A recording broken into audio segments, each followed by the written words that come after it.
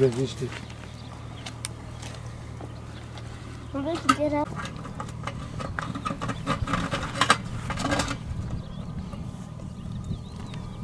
İsa.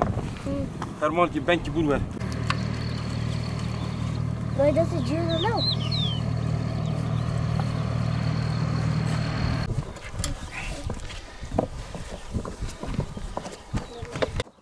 Deste tá do carro.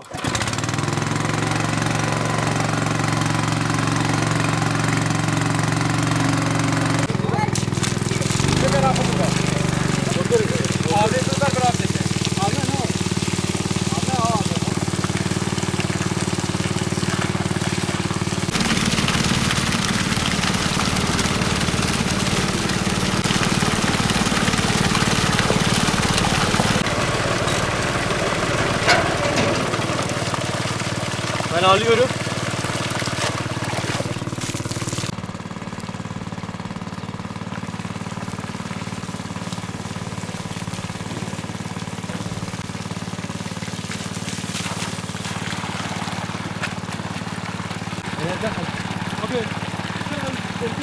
Hatta bir motor tuşu var.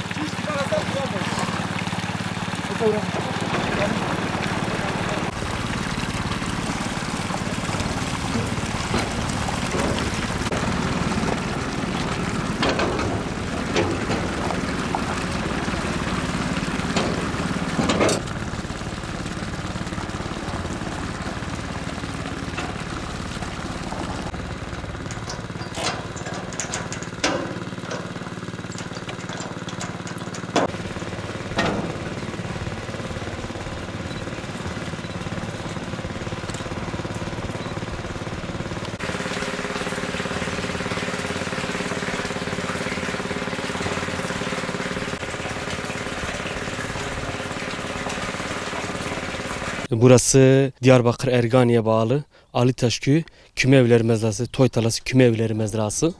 Burada yaklaşık 30 yıldır, 40 yıldır su sıkıntısı çekiyoruz. Su eski kazılmış kazmayla, yani dededen kalma artık bayağı 40 yıldan önceki kazılmış kazma kürekle kazılmış kuyulardan su tedarikimizi yapıyoruz.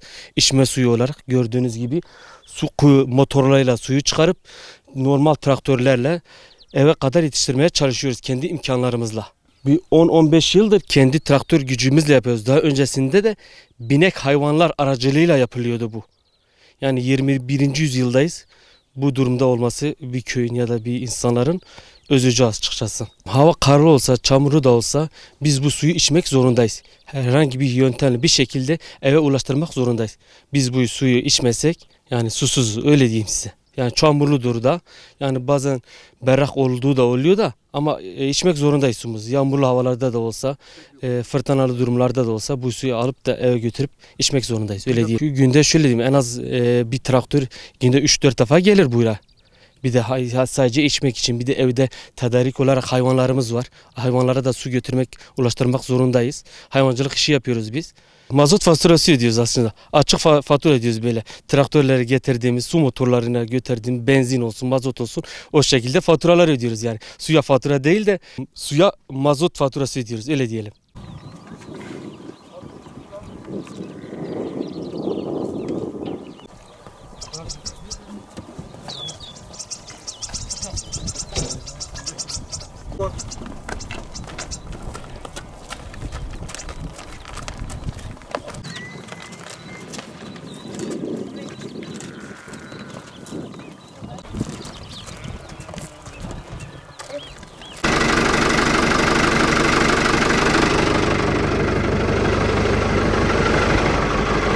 Bizde su sorunu çoktur. Yıllardır bu sürdürülüyor zaten. Biz ne yapıyoruz? Şimdi köylere suyu eskiden hani hayvanlarla götürüyorduk. Şimdi 15-20 yıldır artık traktörlerle götürüyoruz. Şu anda evlere götürüyorum. Yani hane hane gidiyorum. Ev başında duruyorum. Bayan arkadaşlar geliyor. Herkes kendi ihtiyacı kadar su alıyor. Diğer traktör arkadaşımız da götürüyor. Hayvanlar için götürüyor. İçeride bağlı hayvanlar var. Besli hayvanlarımız var. Hem insan suyumuz yok hem de hayvan olarak. Şimdi bak sürü geliyor. Şimdi sürü şeklinde gelecekler saat 6'ya kadar. Akşama kadar oradan büyük küçük baş geliyor. Buradan büyük baş geliyor. Hem hayvan suyu hem de insan suyu. Su da yeterli değil. Bir tek kuyumuz var. Suyumuz da yeterli değil. Şimdi tankerler içme suyunda tankerler paslanmış. Tankerlerin içi paslanmış. Suyumuz adeta kıpkırmızı. Su rengi. Hali sağlık açısından zaten tehlike yaratıyor bu. Ciddi anlamda tehlike yaratıyor. Yani çocuk olsun, yaşlı olsun. Hani ama mecburen yani içmek zorundayız abi. Yapacak bir şeyimiz yok yani. Ya traktörle götürmemiz gerek ya da eşeklerle götürmemiz gerek. Başka imkanlarımız yok yani. Başka suyumuz yok. Mağduruz. Yetkililerden istiyoruz. Ya sadece bizim istediğimiz su. İnsan suyu ve bir hayvan suyu. Bir yardım bekliyoruz yani. Bu yıl biraz kuraklık bir sene oldu. Şimdi eskilerden yani eski diyelim geçen yıl eski yıllarda derelerde su akıyordu. Hani yani yağmur suyu. Bir idare ediyorduk işte hayvanlar için. Yani Temmuz ayına kadar, Ağustos ayına kadar işte hayvanları götürüp getiriyorduk. Bu yılımızda kuraklık geçtiği için derelerde de su yok. Mecburen bu kuyudan içirtiyoruz hayvanlara. Tek bir kuyumuz var. Hayvanlara yetmiyor. Hem insani olarak hem hanelere yetmiyor hem de içme suyuna hem de hayvanlara yetmiyor. Bir de gelebilecek hayvanları biz buraya getiriyoruz. Bir de içeride bağlı hayvanlarımız var. Ben kendim hayvan sektöründe çalışan bir insanım. Yapıyorum yani mecburen yapmak zorundayım. Yani dedenden kalma yapma bir işimiz. Şimdi içeride bağlı benim büyükbaş hayvanlarım var. Ama ben yavaş bırakıyorum yani gerçekçesini söyleyeyim. Ben yavaş yavaş bırakıyorum. Hayvancılığı bırakmak zorundayım yani. Artık ben nasıl çekeyim? Arkadaşımız birazdan getirecek bak. Bir sürü geldi. Şimdi bu yayılım malı. İçeride de bağlı kurbanlıklarımız var. Onlara nasıl yetiştireceğiz? Yani artık hortumla mı? Tankerle günden ben bazen götürüyorum. 3 tanker, 4 tanker. Yani hane arkadaş hepsine dağıtıyor. Şimdi kuzularımız içeride var. Kimisinin koyunları var. Kurbana yaklaşıyoruz. Yani suyumuz yok abi.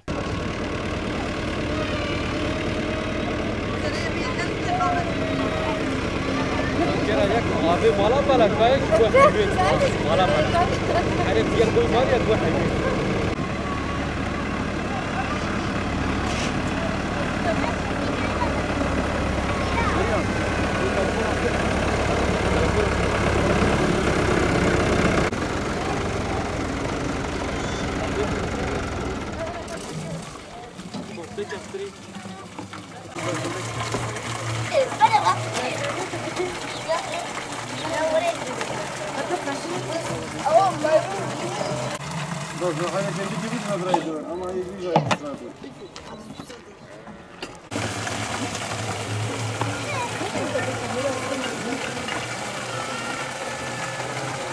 Tüm düğüzler ya uzak olsun.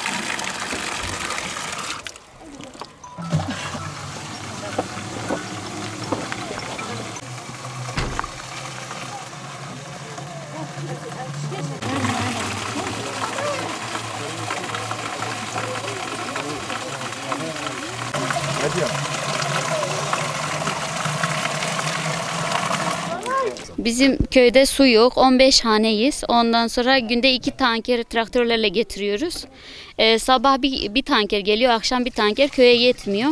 Hayvanlarla birlikte insanların içme suyu da bir. Kuyularımız vardı eskiden. Onlar da kurudu artık. Su yok yani köyde. Su sıkıntısı çekiyoruz. 2-3 kere dilekçe verdik ama bir çözüm olmadı. Böyle su sıkıntısı yaşıyoruz. Hayvanlarımız içeride, onlar susuz. Genel olarak sıkıntı yaşıyoruz. Yani temizlik yaparken bile sıkıntı yaşayabiliyoruz bu devirde. 2025 olmuş. Biz hala su sıkıntısı çekiyoruz. Tankerlerle evin önüne sular geliyor. Çok sıkıntılı. Çalıştıramıyoruz. Yani ellerle yıkıyoruz genellikle. Çamaşır makineleri bozuluyor zaten su olmadığı için.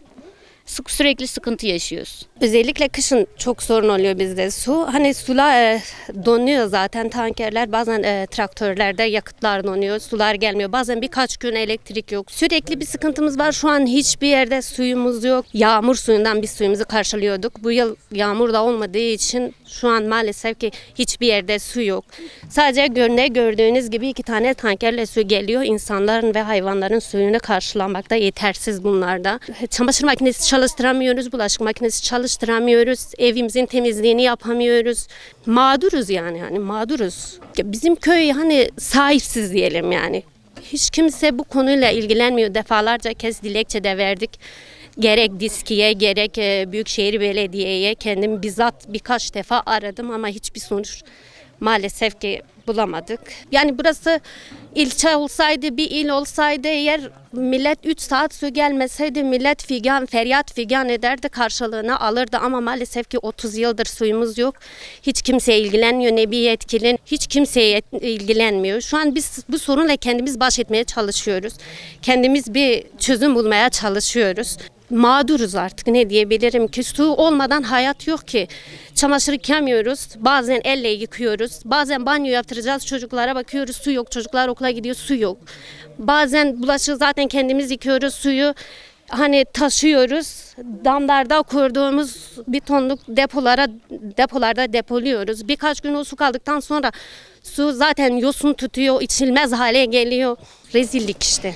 Suyumuz yok maalesef ki, yetkililerden bize su getirmesini istiyoruz. Artık yani bu köyün su sorununu çözmesini istiyoruz. Yani sene olmuş 2025 ama biz hala bu sorunlarla uğraşıyoruz. Ava metneyi birime gıvalanım, teteşime gittiği, avındır da tine emnika fer yok bişu, emnika çek yok bişu, emnika serizar yok bişu.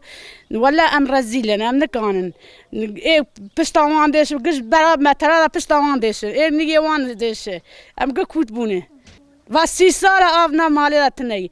ام نکن سری زار کی خروکی بشه. ام جلی خونه نکن بشه. جلی من گوردم 3 سال جای جلی خونه داشت. 2 ماه جاری داشت. ام در گنده آویتین. ام درش بیرجی آفته قدیانه تنیه. ام رزیلن. Bu köy 100 seneden beri bu köy vardır. Bu köy 100 seneden beri susuzdur. Böyle yani su eşekle affedersin taşıydı. Şimdi hayvan çoktur. İnsanlar yani susuz kalırlar. Traktörle, romokla su çekilir.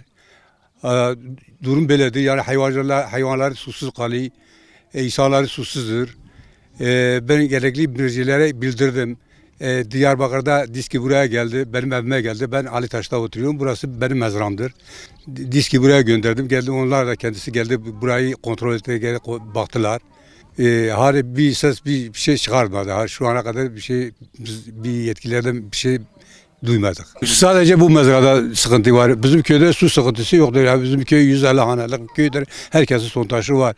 Yani su sorunu başka bir yerde yok. Sadece bu köyde var. Diskiye müracaat ettik, yani dedi buraya bir sondaj, eskiden bir sondaj vurmuş, 5-6 sene önce vurmuştu. Suları elverişli de içmeye elverişli de geldi. Onlar da geldiler, baktılar. Onlarda da bilgileri var. Diyarbakır'da var, Ergani'de var.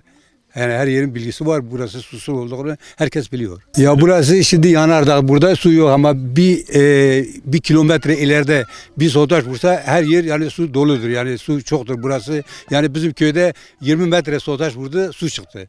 Ama burada da yani ileride su çoktur. Yani bir kilometre yani bir sondaj vursa su alabiliriz yani. İmkansız bir şey değil yani. Sadece burası Yanardağ'dır. Burada su yoktur köyün içinde.